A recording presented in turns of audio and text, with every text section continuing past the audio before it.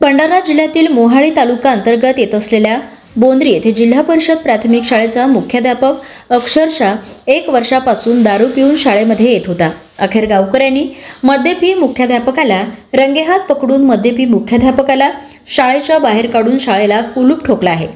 वारंवार मुख्याध्यापक शाळेत दारू पिऊन येत असले तरी विद्यार्थ्यांचे भविष्य काय असा प्रश्न या निमित्ताने उपस्थित होत आहे। भंडारा जिल्ह्याच्या जिल्हा परिषद प्राथमिक शाळा बोंद्री येथे मुख्याध्यापक राधेश्याम शनिचार्य नेहमीच मद्यपान करून शाळेमध्ये येत होते। मुख्याध्यापकाविरुद्ध गावकऱ्यांनी शिक्षण विभागाकडे तक्रारी केल्या।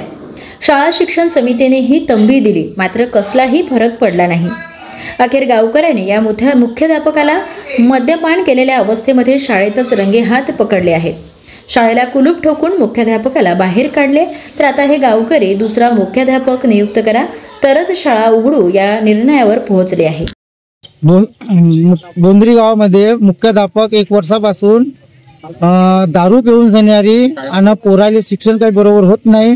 त्या कारणाने आम्ही झेडपी मेंबर त्यांच्याकडे तक्रार केली, केंद्र प्रमुखावर तक्रार केली, शिक्षण अधिकाऱ्याकडे तक्रार आणि गावातल्या बी लोकांचा खूप त्रास, गावातल्या लोकांनी खूप त्रास दिला आणि दुपारी जाऊन सणारी दारू पिऊन सणारी शाळेमध्ये येत होते। आम्ही शाळेला ताला लावला। आम्हाला दुसरा शिक्षक हवा आहे।